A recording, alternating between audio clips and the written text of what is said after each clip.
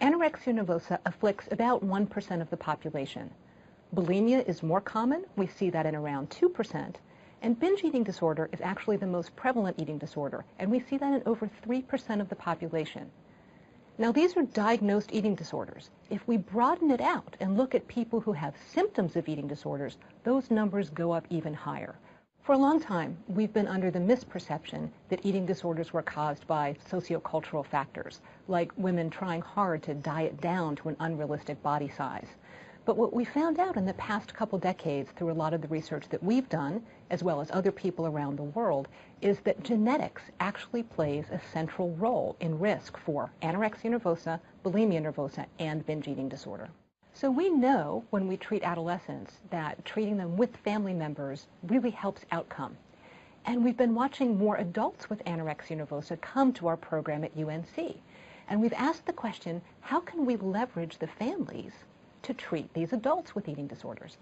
And what we've found is that partners and spouses desperately want to help, but they don't know how. So we've developed a whole new treatment called UCAN, Uniting Couples in the Treatment of Anorexia Nervosa, in which we work with the partners together toward recovery from anorexia nervosa. Over the past 2 years, we've put together the Genetic Consortium for Anorexia Nervosa.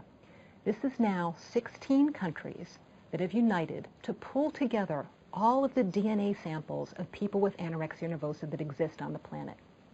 We're now taking those DNA samples, and we have funding from the Wellcome Trust in the United Kingdom, and they're doing genome-wide association studies on those DNA samples. What that means is we're going to be able to look at the entire genome of people with anorexia nervosa to begin to start to identify genes that might influence risk for this potentially lethal disorder. Once we identify genes, then we can actually start to work backwards to start to understand the underlying biology of anorexia nervosa. We know that anorexia is caused by genetic factors, but we haven't unlocked the biology yet. Once we have genes in our pocket, then we can work backwards to start to understand the pathways that might place someone at risk biologically.